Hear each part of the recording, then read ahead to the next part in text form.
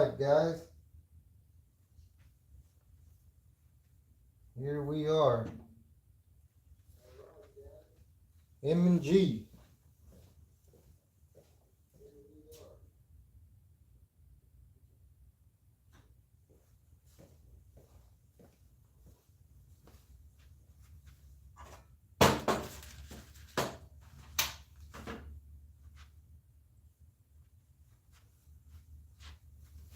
Mr. King Live. What's going on, Mr. King Live?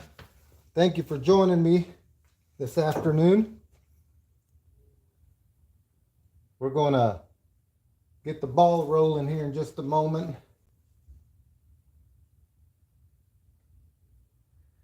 We got a Honda generator, and we're going to replace the rocker arms. Let me take this off. We're going to replace, this one had broke off over here. Doing good, thank you. How are you doing? We're going to just lay that up there. Here's the other one that was broke. Let me give me a little rag real quick.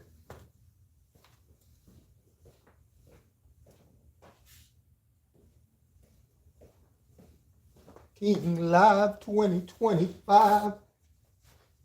All right. Well, I was a couple minutes late, but I don't think that's going to matter. Hopefully not. We're going to wait just a little bit here before we get started. But for those of you that are tuned in,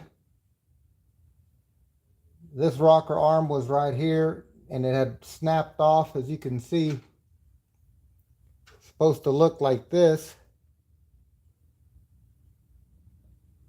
And now it looks like that. It snapped right off. More than likely the valves were way out of adjustment and it snapped them off. So we're going to go ahead and get the ball rolling. When that snapped off, this guy just fell off in there, and then this piece was laying in there, and the machine stopped running because the valves wasn't working. You got an intake and an exhaust valve. Every car has intake and exhaust. Every engine has intake and exhaust. And when one of those don't work, well, your engine doesn't work because it needs clean air going in and it needs a way for that exhaust smoke to come out.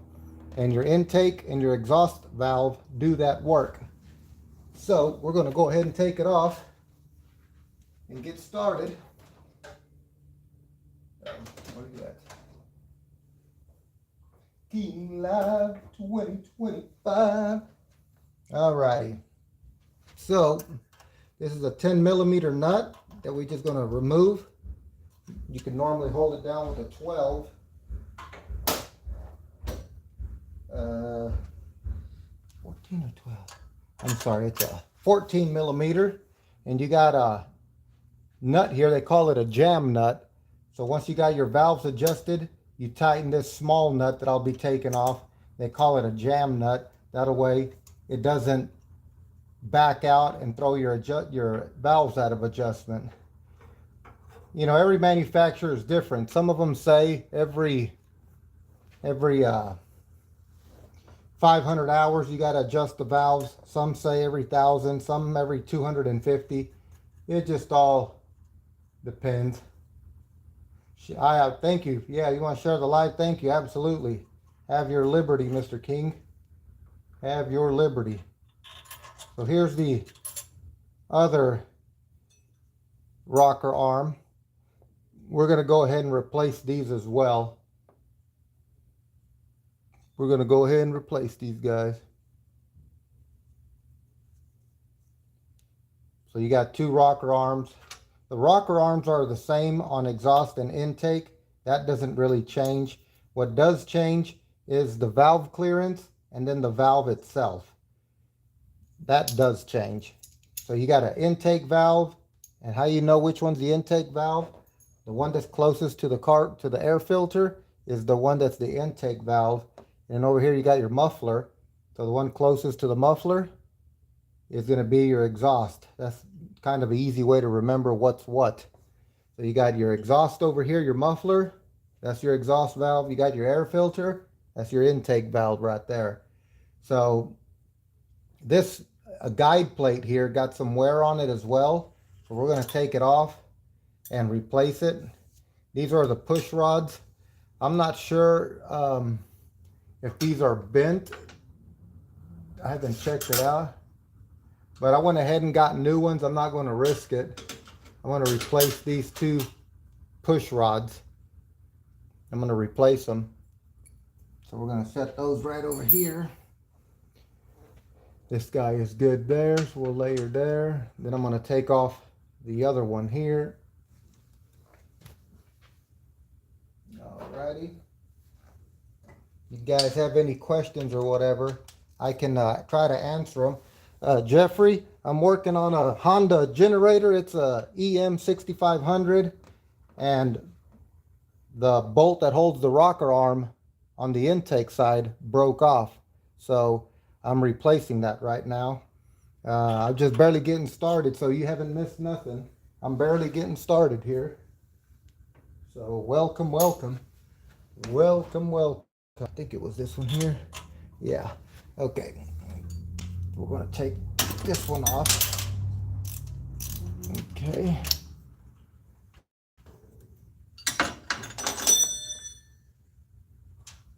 That's the broken one there. We're not going to use that. Alrighty.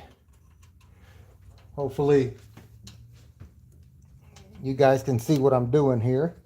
Got any questions, I'll be happy to answer. Removing this bolt here. That's what holds the rocker arm in place. I got the new one because the old one had broke off. There's the old one, it broke off. So I had to take those off to remove the guide plate. This guide plate here. I got the new one right here. And as you can see why I'm replacing it, right there you got some wear right here. This one don't have it. That's where the push rod started rubbing on the side of this plate right there. And it made that groove right there. And I went ahead and got me a new guide plate because I don't want the valve rocker arm to get out of line. So I'm not going to take no chances here. And plus it's an inexpensive part and it plays an important role. So I went ahead and decided to replace it. Because as Mr. King Live knows, if we're going to do something, we're going to do it properly. No, you don't have to put any Loctite stuff on it. Not on this stuff, you don't. Good question though, but no, not on this. Not on this stuff. It just has to be torqued down. That's basically all the manufacturer is calling for. Alrighty, so we're going to go ahead and get rolling. We're going to get rolling. Let's see here. And then we got that.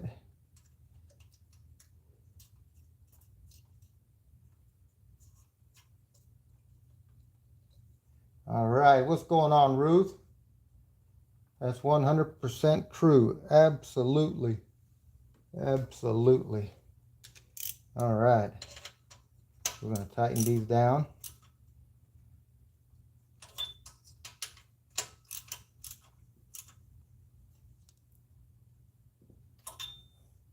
By the way, Mr. King, it was an honor when I woke up this morning and I had that YouTube founding member notification on my channel. I didn't know what that was or how I earned that, but hey, thank you for well, I believe YouTube sent that. I'm sure you had to authorize it and then approve it, but that's to all the other people that were also with us from the very first day. You know, I'm sure your guys are getting one as well, so keep up the good work. This is all a team effort here. So I got the new rocker arms here, Like I said, we're going to replace the rocker arms. We're not going to reuse the old ones. We're just going to go ahead and replace them. We're not using aftermarket. We're using OEM parts. We don't want no flub ups. Don't got time for no flub ups. And both rocker arms are the same on intake and exhaust. The valve is what's different. Not the rocker arm, the valve is what's different.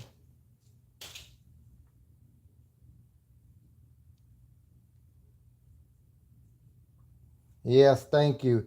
You know, it's an honor. I'm thankful to be able to put that on my channel as well. So thank you very much. Thank you. It was not nothing to do with favor. It was something that was out of Teddy's reach, control. So at the end of the day, that is what it is. I'm grateful for it, and I don't take that lightly. Not at all. Alrighty, so hopefully we're almost there. We still got a lot to do. We gotta still test it out and make sure everything's gonna run properly. Just because I replaced those parts doesn't necessarily mean that I'm in the clear. So we'll see. What, Kimberly messed up? Good with his hands. Don't be giving away the secrets, Ruthless. Don't be giving away the secrets. I gotta take this thread out. I'm gonna reuse this pivot bolt here, pivot nut. Pivot nut. The words. Okay. Hang on a moment, guys, while I get another part.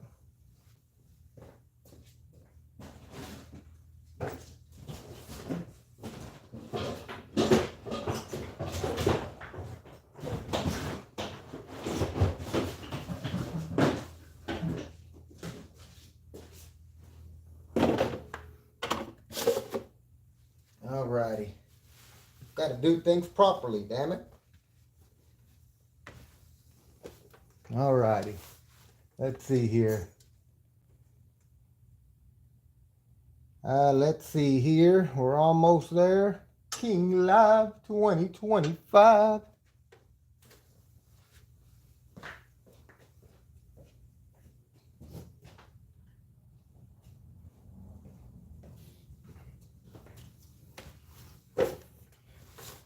Well, it's going to be easy for YouTube to know who the founding members of M&G Hydraulic Technologies are. You know, it's going to be easy for them to figure that out. Because by the looks of it, we're already 14 minutes in, and we have a couple founding members here. So, King Live 2025. All right. So I got to make sure that these rocker arms go where the seat is way in the back. There's a seat for them way back there, and you got to make sure it's on there correctly, because if it's not, it won't work. And that should be a no-brainer.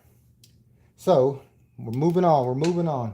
Any questions? Any question? All right, question. If you're buying oil for the generator and it only uses a couple ounces or so, how do you know how much?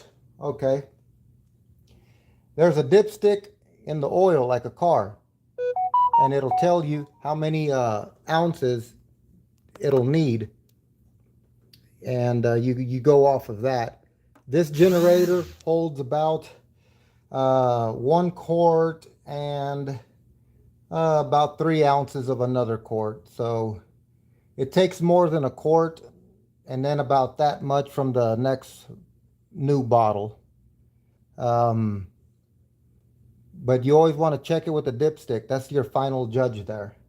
And remember, when you check with the dipstick, you just push it in and you pull it out. You don't sit there and thread it in there and then back it out and check. You just push it all the way till it stops and you pull it back out and you take your reading.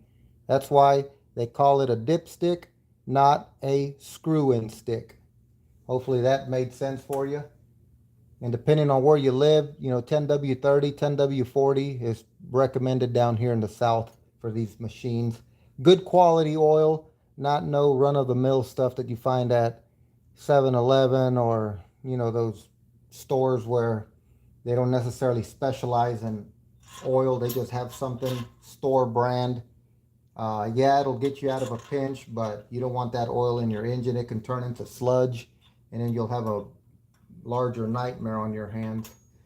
All right, so now we're going to put these pivot nuts back on. These are what holds the rocker arm in place once you get it adjusted.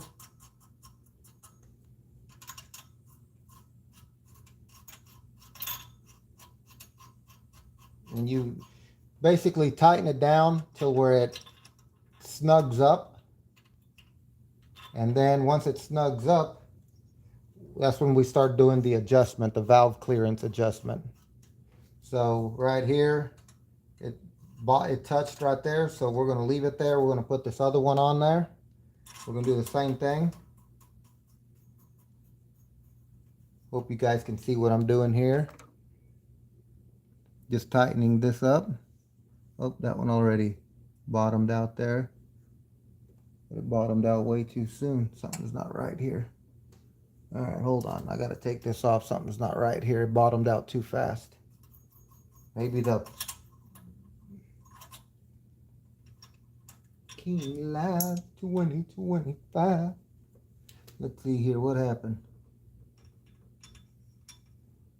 Okay, let me see something here. Oops. King Live 2025.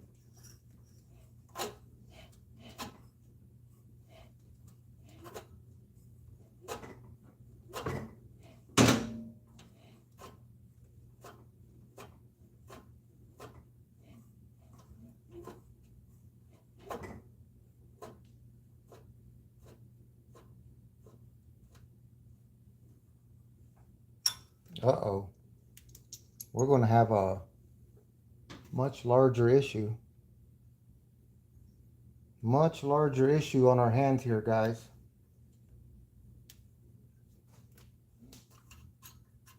Much larger issue here.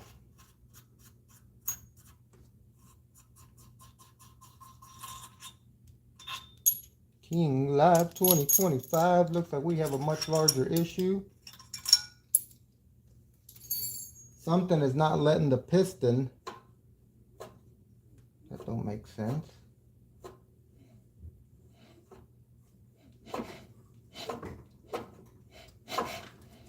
Okay. Okay. There we go. Hopefully. Seems like there's a lot of carbon buildup in there. We're going to give it a try. Technically, when something like this happens to an engine where it throws a rocker arm, something catastrophic very well could have happened. We don't know until we put these parts back in and give it a go. We will see what happens, because a second ago this wasn't looking good, but we'll see again. We will see again. Let's see here. Come on. Okay. Well, where did I put them? All right, guys.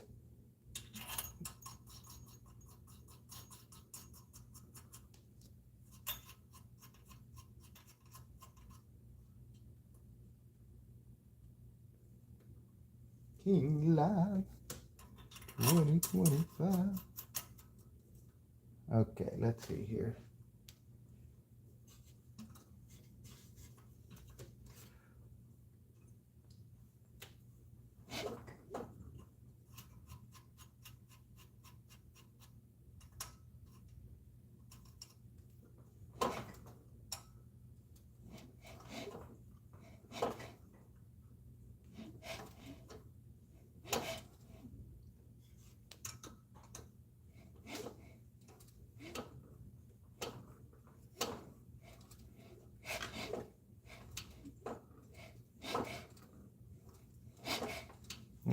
ready?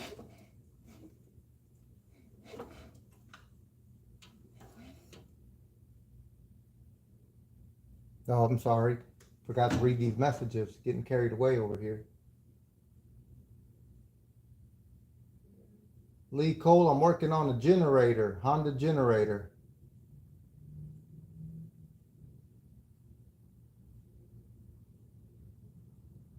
Why is that, Mr. Coleslaw? The fuel that a Honda generator uses can be just premium. I mean, I'm sorry, it can be regular gas if you're running it pretty frequently through your engine. If it's going to be in storage for a long time, filling it up with premium and adding fuel stabilizer is not a bad idea. Actually, highly recommended.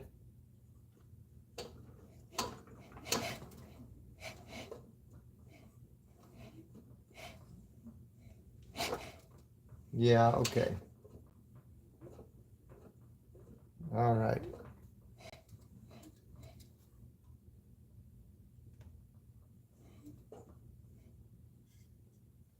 All right. I got to give this a little love tap here.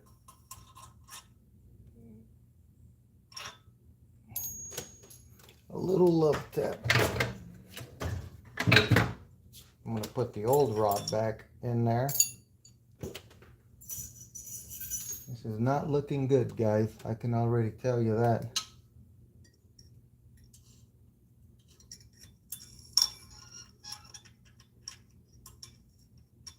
Keep me alive, 2025. All right, let's see here. Use this guy there.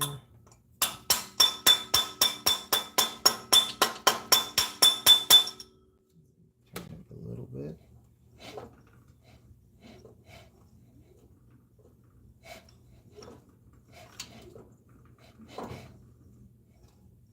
All right, maybe that freed it up. If it didn't, then this guy is going to be in for a rude awakening.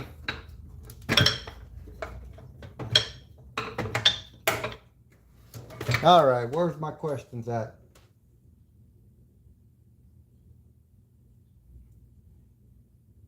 Lee Coleslaw. Lee Coleslaw, when are you going to go live, sir?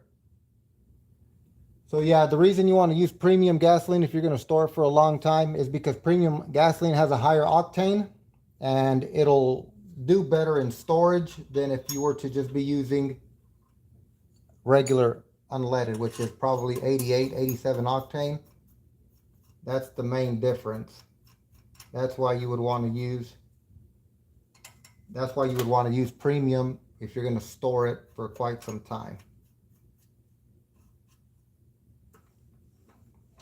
All right, so you see how both of these are moving?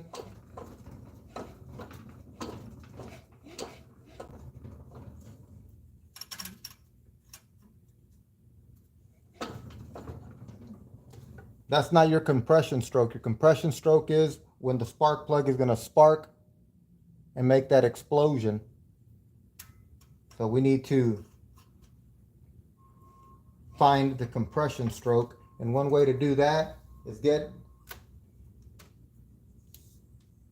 a screwdriver that's about 7 or 8 inches long, put it down the spark plug hole, and it'll let you know when the piston is top dead center.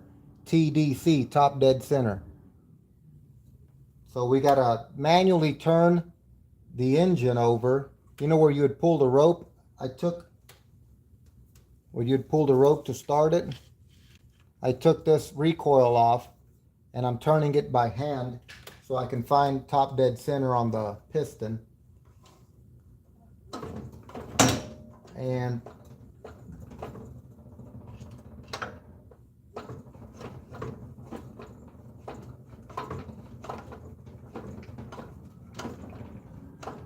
that's about top dead center, if I'm not mistaken. Okay.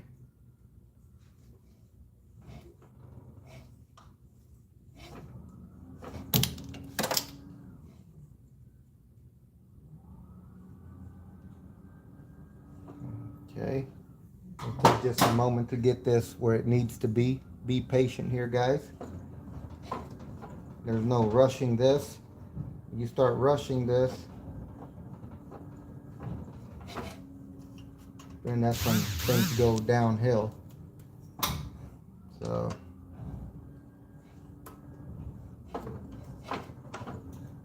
okay.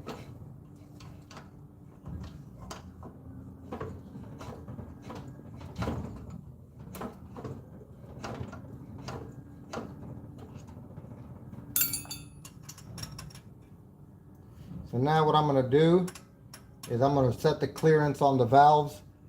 Intake valve, once again, is about 4 thousandths. Exhaust is about 6 thousandths. What's going on, Fawn? Good to see you. Sorry, I'm trying to get caught up over here and I forget about my messages. Do you need to do a carburetor rebuild on my weed eater video? Oh, on a Husqvarna? I got a Husqvarna chainsaw that I'll be doing a carburetor replacement on a Rancher Sport 60. Maybe today or maybe tomorrow. Let's see here. Yeah, right? Too bad they don't make them that easy. Lee, what happened with you and Brittany? She put you in timeout? Mr. Coleslaw. Mr. Coleslaw.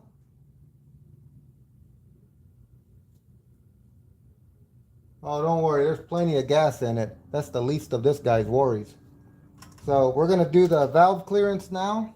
Once again, valve clearance per manufacturer specs. 4 thousandths on intake, 6 thousand on exhaust.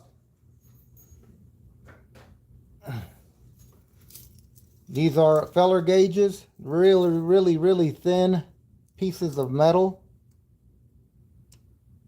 So we got to find our 4 thousandths, which is that one there, and then our 6 thousandths, which is that one there. So these two guys right here.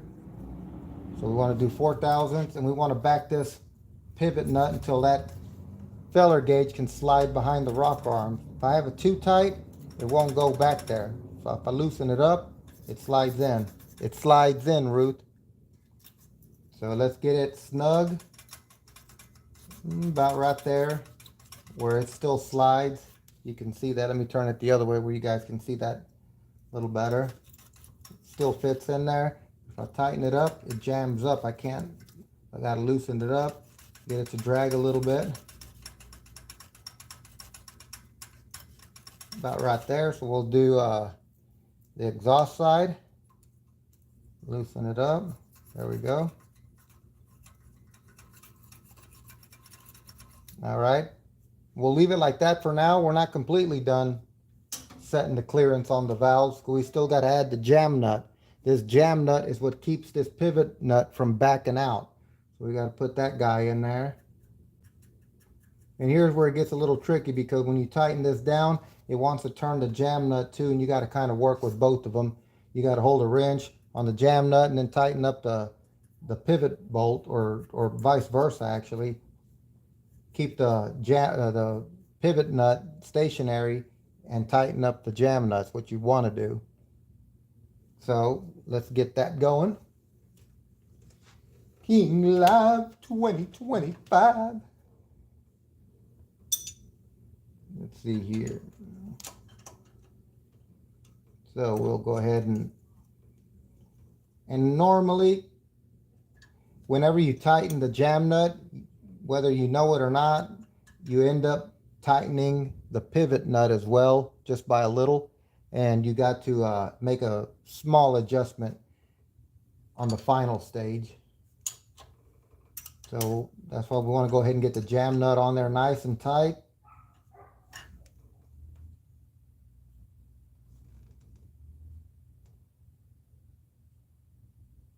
King Live 2025. You know what, guys? Hold on a second. I don't remember. I tighten that guy down. I gotta be sure. I could go back in the video, but nope. Not gonna do that. Not going to do that. Not gonna do that.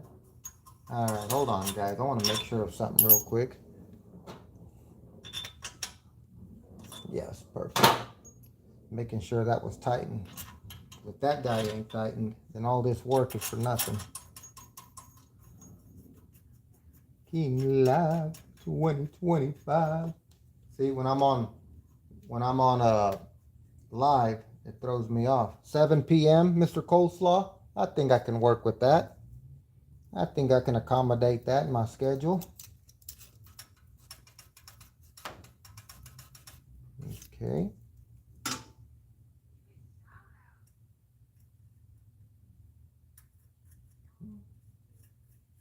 Let's see. How does Mr. King do it? Mr. King does.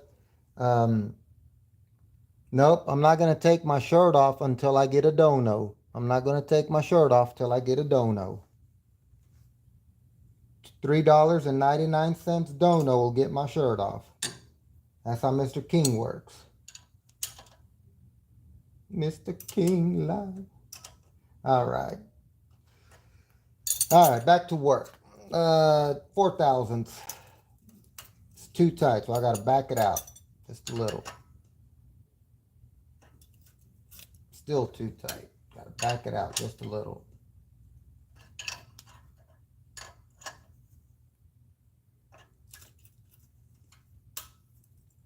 Still too tight.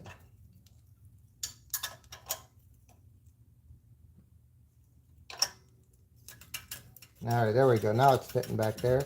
That's what we'd like to see. Oops, where did the other one go?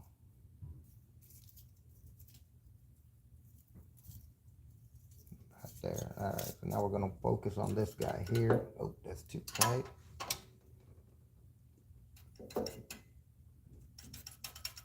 Perfect.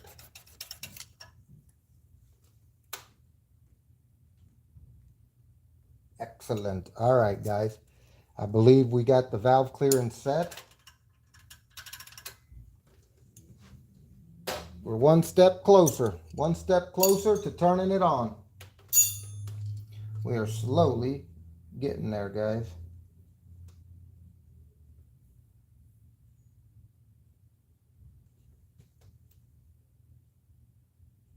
King Live 125.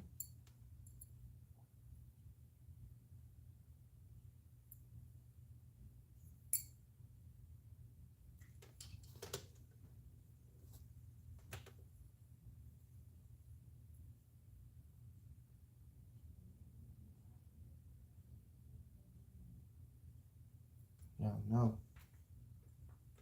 Nice.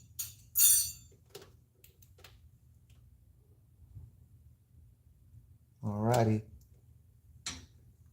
Now what we're going to do, we're going to put the valve cover gasket back on. Here we go. Just going to kind of give it a little wipe here.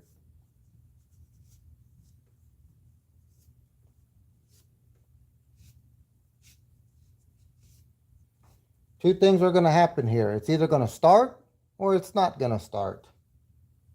Let's do a poll. Of course, my hands ain't in the cleanest. Let's do a poll. How many people think I'm going to get this finished today? How many people think I'm going to have to make a live tomorrow where I'm finishing it up?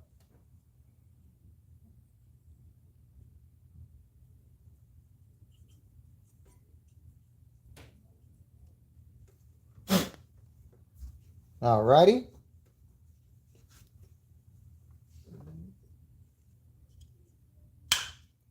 The valve cover, pretty dirty. I'm going to try to clean it up real quick. Man, all this gunk on there. Wow.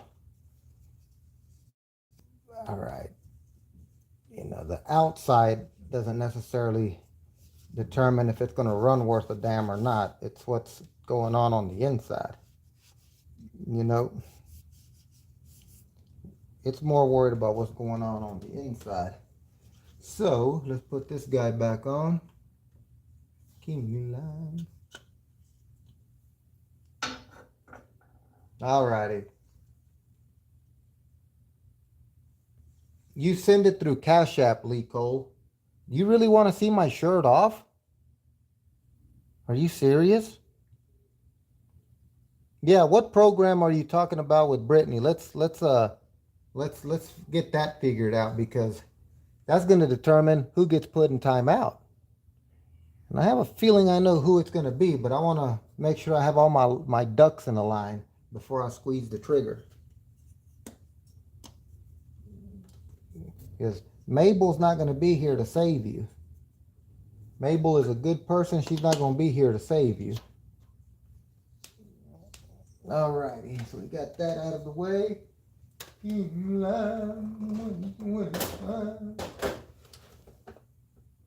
Where'd it go? Where'd it go? Where did it go?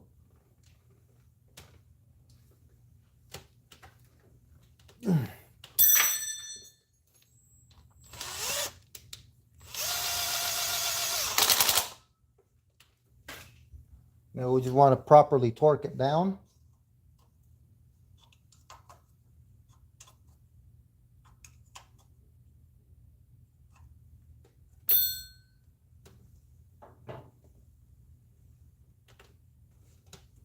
This right here is the spark plug that came out of it.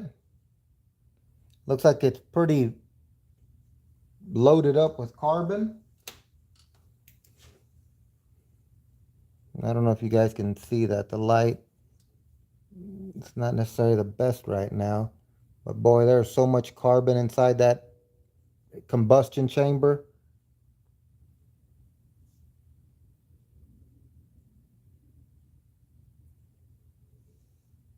Oh geez, let me just show you what a new one's supposed to look like.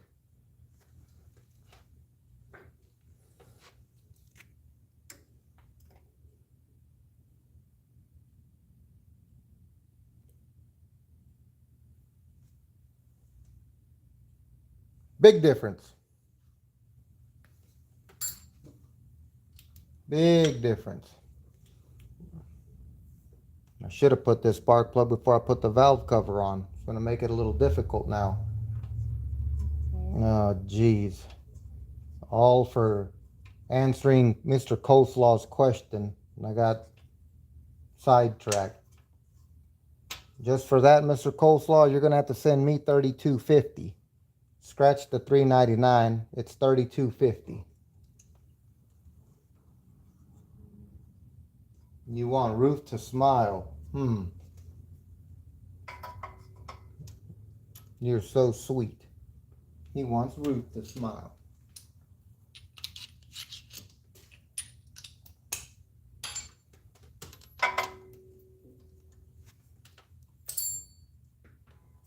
All right, so we're going to tighten up the spark plug now.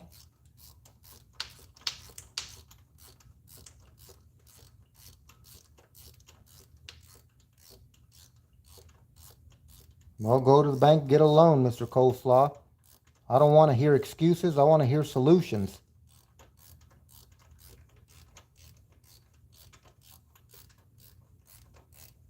But yeah, that's what happened with that program that you want Brittany off, or you want to get off of. Somebody's going to get put in timeout. How much for the pants? Well, these pants, I think they were $40 brand new, so you know they got a little depreciation, so I'll take $39.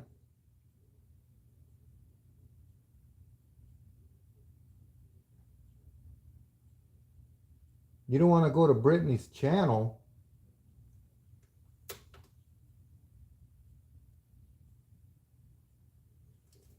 What? Mr. Coleslaw, I'm not understanding. She's mean. All right, that's enough.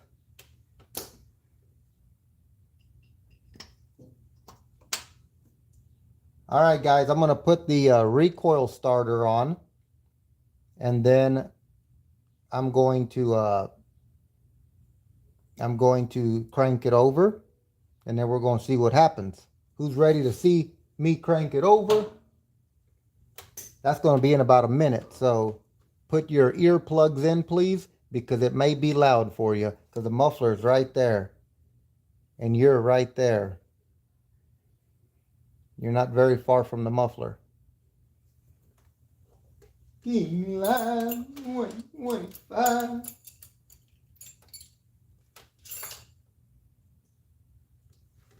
All right, here we go, guys. The moment of truth. The moment of truth. I'm going to put this back on. So I'm going to take a couple seconds.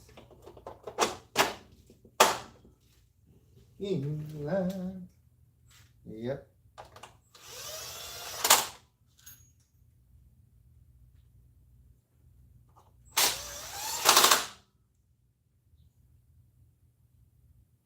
Let's also remember that this generator has about 4,000 hours on it. 4,000 hours is quite a bit of hours on a generator. So, especially with the condition that the spark plug was in. I don't know what's going to happen when I turn it over, but maybe we should do a quick prayer before I turn it over. Yeah, that's probably going to be a good thing. Heavenly Father, you know what's going to happen here in just a couple moments. I let you take control over the functioning of this engine. Please don't let it hurt anybody as I crank it over. In Jesus' name I pray. In Jesus' name, amen and amen. If you believe that with me, say amen. All right, here we go. We're about to turn it on.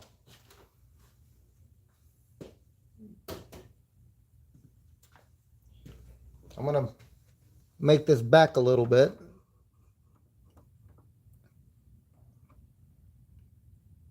Here it goes. It might be loud, so cover your ears.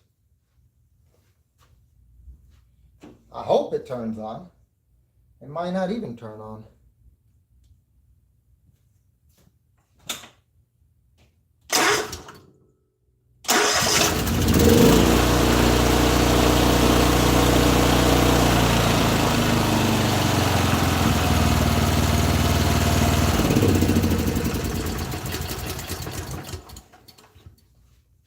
It sounded like it turned on to me. What did it sound like to you guys? Did it sound like it turned on? What did it sound like? Hello, Brittany. Ah, that's why Mr. Colesaw wanted to hightail it. That's why Mr. Colesaw wanted to hightail it. So it worked. Now I only turned it on for a little bit because I need to turn it on with the exhaust obviously outside. I don't want to carbon monoxide myself in here because Ruth would be devastated if that was to happen. No sound like there's a miss in the cylinders. No, I disagree with you there, sir. There's no miss in the cylinders. No miss at all. Let me tell you something. Let me open up the bay door here so I can get some air circulation in here. Un momento, and then we'll crank it on again for you, sir. Just to make sure there's no... Oh, okay. Yeah, I should have took that as sarcasm. I'm sorry. I'm better than that, but I wanted for everybody to feel like they're not being ignored. No, all questions are taken seriously here, but yeah, we do got time to donkey around sometimes, but no, thank you for your input though. Yeah, it does sound good to me as well. So that's awesome. We have new spark plug in there. We have a new 10W30 oil. We have a new air filter in there as well. And the customer, when he brought it, he said that the engine doesn't start. And Mike, if you were here when Mr. Colesaw left the building, yeah, of course, because Brittany joined. You had to hightail it. Yeah, Mr. Colesaw has left the building, so somebody must have hacked into his account. That's right, Ruth. So, where's that at? Where's that at? yeah, so he had brought it in. You know, they try to do the easy stuff themselves. They're like, well, we will replace the oil. We're going to replace the air filter. We're going to replace the what else is there? The air filter, the oil. They didn't replace the spark plug because I guess they didn't know where it was at. But they should have replaced the spark plug because it was all bad. Um, I ended up doing that just a little while ago and replaced the rocker arms. If you were here a little second ago, you would have seen, you know, there's their spark plug right here, and it's all full of carbon inside where the electrode is. Um, and quite honestly, I don't even think it was sparking because there's so much carbon on this spark plug that it probably wasn't sparking correctly. But aside from that being one of the contributing factors, I replaced the push rods, both push rods, the guide plate, because if you can see here, as I mentioned earlier, the guide plate was starting to rub right here, and it started to make a little groove right there. And it's supposed to look like this one down here, but this one got a little groove right there. So to not take any chances, because I think this was like $5, and it, you know, plays a pretty crucial role. I went ahead and replaced it. So I put new push rods, because this push rod here where it was rubbing, it got a little lip right here. I can feel it with my fingernail here where it was rubbing for quite some time. So I replaced both push rods. Yep, I replaced the rocker arms, absolutely. Both of them, as a matter of fact. Taking no chances here, I replaced both of them. Now, I've seen these rocker arms on other same model generator where, you know, this one has 4,000 hours. This engine has 4,000 hours. It does got a little bit of blow by here where some exhaust smoke comes out. Once it gets warm, then it kind of it goes away. So that's just wear in the cylinder, piston rings, and whatever. But I've seen it where the push rods would go right through the rocker arm, right through there. It eats up through that metal. It's either going to be on the rocker, on the push rod, or on the valve side. Either one I've seen. I think I've seen more on the valve side than I have through the push rod. But either way, you know, these parts are not too terribly expensive. I think they were about $15 each. So, you know, I went ahead and replaced them since there's no telling when the last time they were replaced. The guide, the two push rods, the spark plug. Put some love. You know, that's what 40 years of experience gets you. 40 years of experience. I like a good rubbing. Easy there. You'll get put in timeout. All right, Mike Will. I really appreciate that. I do got a bunch of other lives and other shorts and videos and whatnot. Typically, we specialize in the post-tension field. However, this generator here powers the hydraulic pumps that run this generator powers up the hydraulic pumps that we use to pull post tension on slab on grade, high rise foundations, parking lots. We do a lot of stuff, and this generator here is used for that. So most of my videos will be about repairing hydraulic stuff, but you know, since this is part of the package, that's why I'm making a live about it as well. Yeah, Brittany, what's going on between you and Mr. Coleslaw? Let's refer to him as Mr. Coleslaw since now he's got 50, 60 something subscribers. He's no longer Lee Cole, he's Lee Coleslaw. Do us a favor, Mr. Coleslaw, and change your name to Lee Coleslaw. Yeah, I'll check you out too, Mike Will. But you know, my hands are all dirty. I don't want to do nothing real quickly here, but if you subscribe to me, I'll check you out as well. I really appreciate the love and support. You know, that's how we all grow in this channel. And hopefully the guys that you see here, the mods, you check them out as well. Everybody here is a good group, good group of guys. We've been through thick and thin. A lot of sarcasm involved in our lives, but you know, when you hang around with us for a little while, you get to know who we really are. So, with that being said, I'm also going to be working on a Husqvarna 460 Rancher saw. I'm probably going to do that tomorrow. I can, I guess I can show you guys real quickly um, the uh, the saw that I'm going to be working on. And this is a friend's saw. Again, I don't typically work on chainsaws because I'm not a tree business, but I am a master mechanic to say, and I can work on a bunch of 2-cycle, 4-cycle, small engines, outboard motors for boats up to 25 horsepower, um, water pumps, weed eaters, lawn tractors. What else?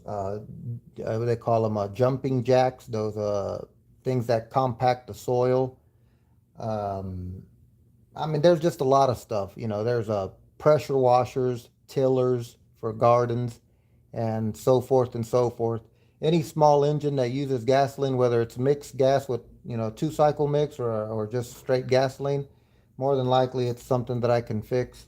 I don't like telling everybody that because then they bring me all kinds of stuff from their storage that was about to go to the landfill, but since I opened my mouth, they want to bring it to me to revive it.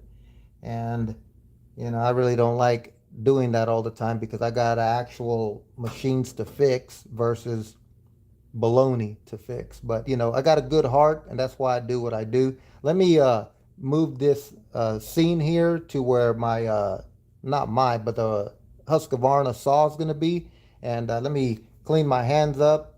Well, I guess I don't need to clean my hands up, but let me just get out of here so I can take you to where the Husqvarna saw is. Un momento, por favor.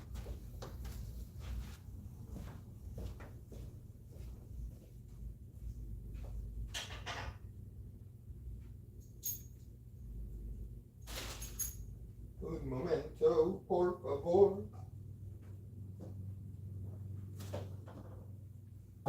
In life 2025. In life 2025.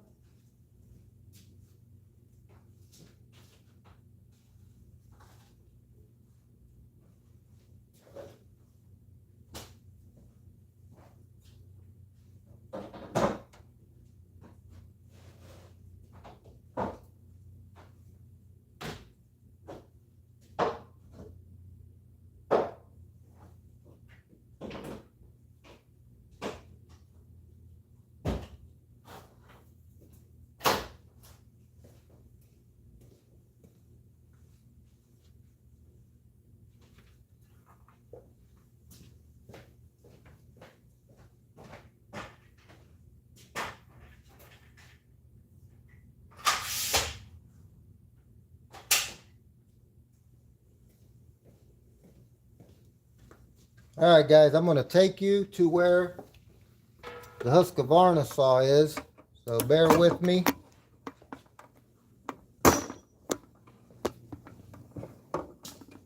Hang on while I try to get it set up over here. Hang on, guys.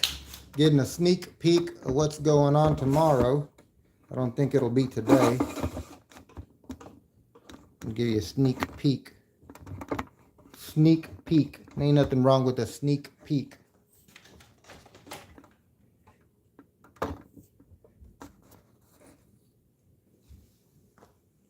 All right, you guys can see. Excellent. So this is the saw here. Man, that light's bright. Hold on, let me adjust that light. Blinding me.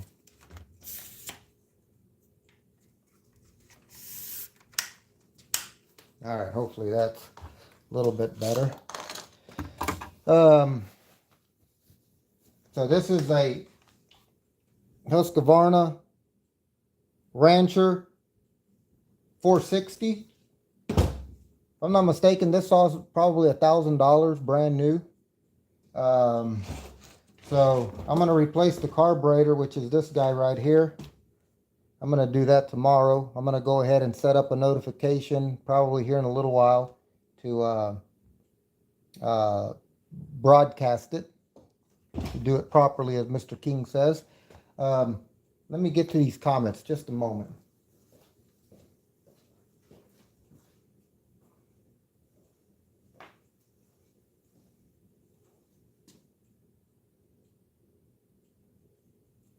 So the Husqvarna saw is going to be the same carburetor as my weed eater. I truly doubt that.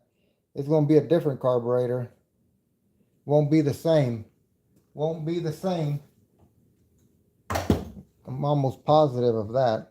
There's too many carburetors. One doesn't necessarily fix everything.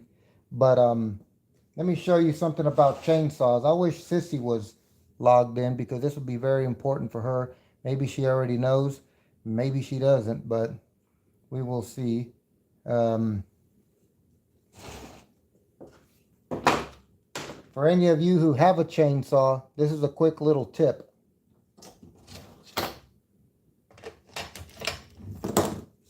How can I do this? I can put that over here. Okay.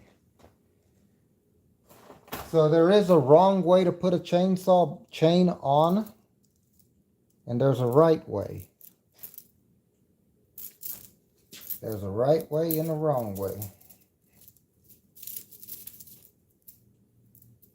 So let me see here if I can do this right. These right here,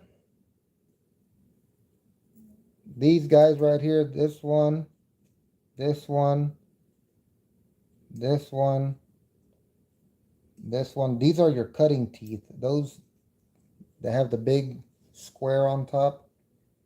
This one, this one, this one. That's what actually does the cutting of your tree. And when you start hitting the chain link fence or you start hitting nails that are hidden in the tree, it starts damaging these sharp points right here. These sharp points, it starts damaging that. You know, that's where the tree right here, that's what cuts your tree right there, that sharp point.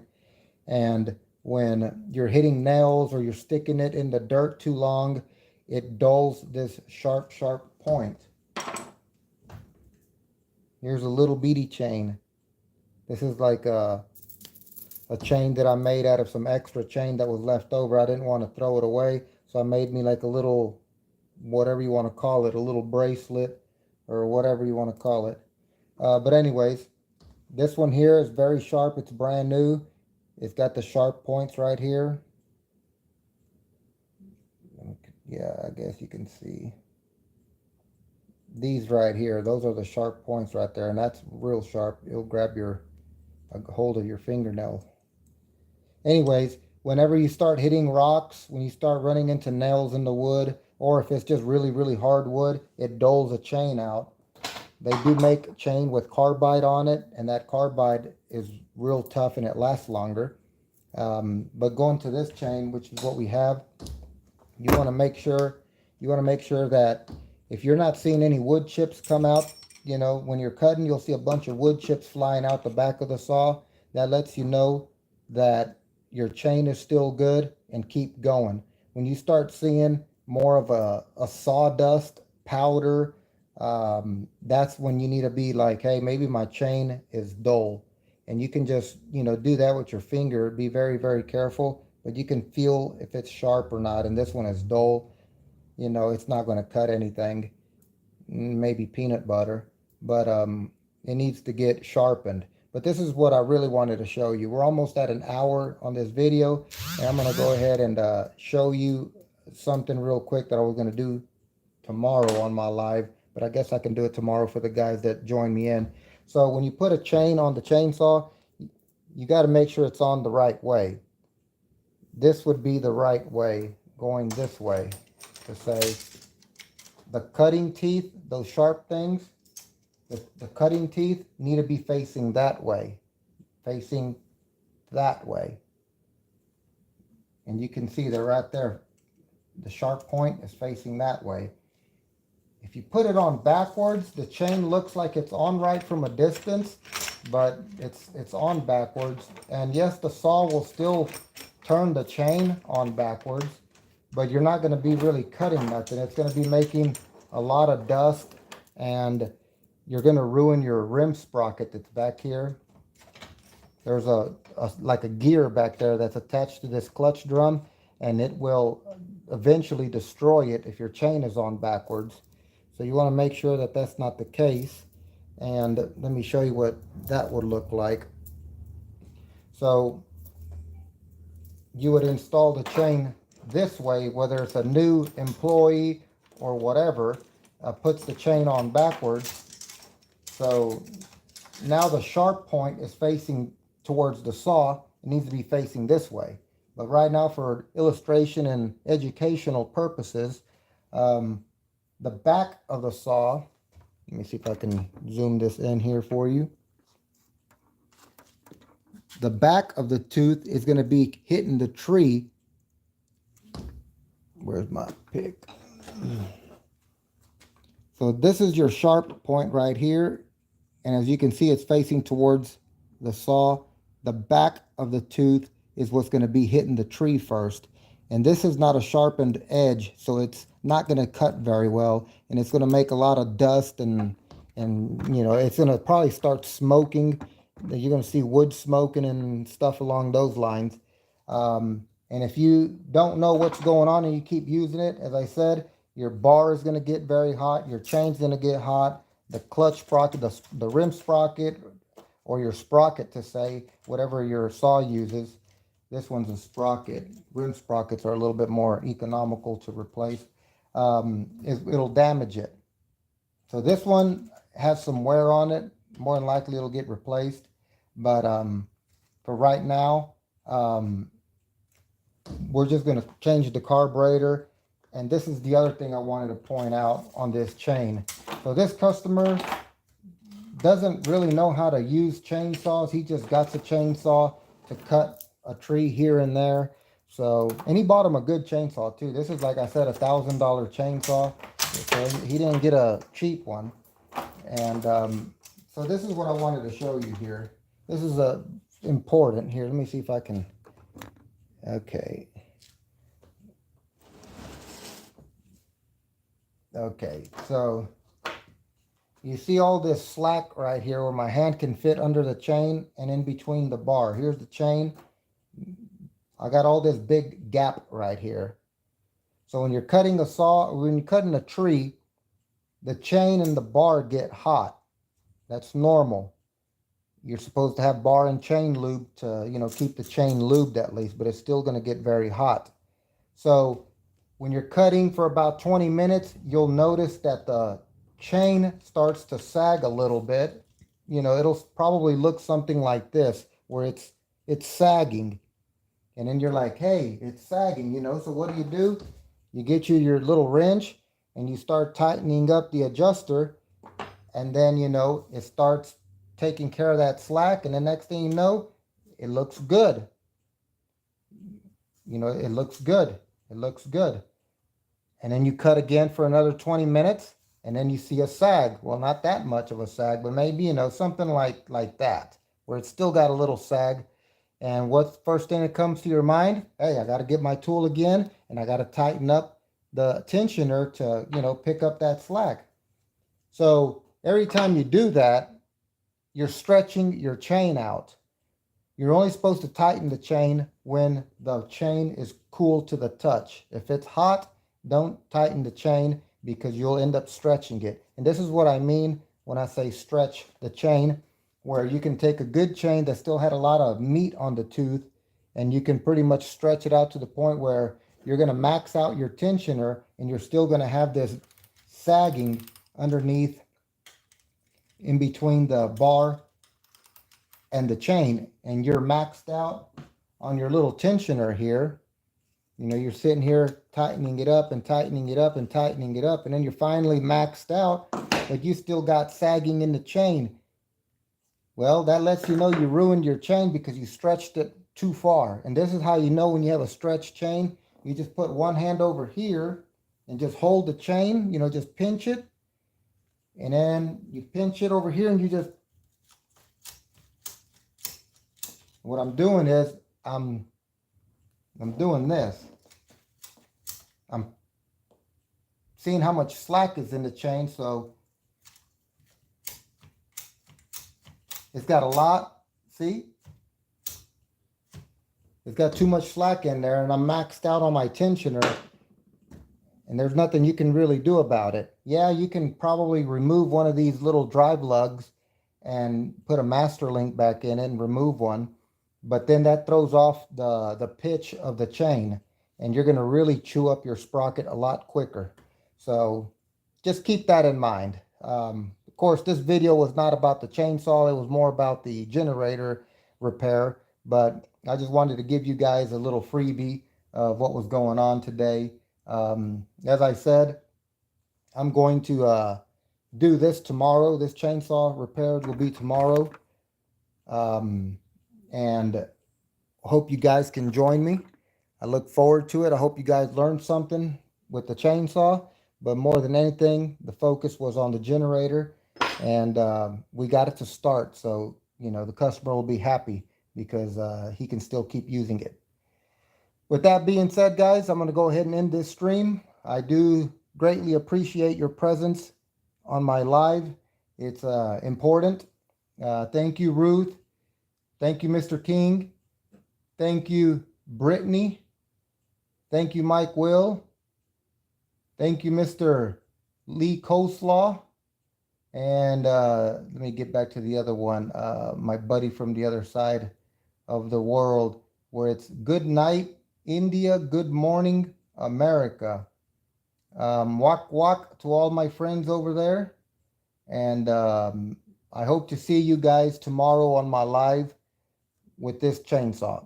Once again, Mike with M&G Hydraulic Technologies, and I truly thank you for your time. Until then, I love you guys. Bye-bye.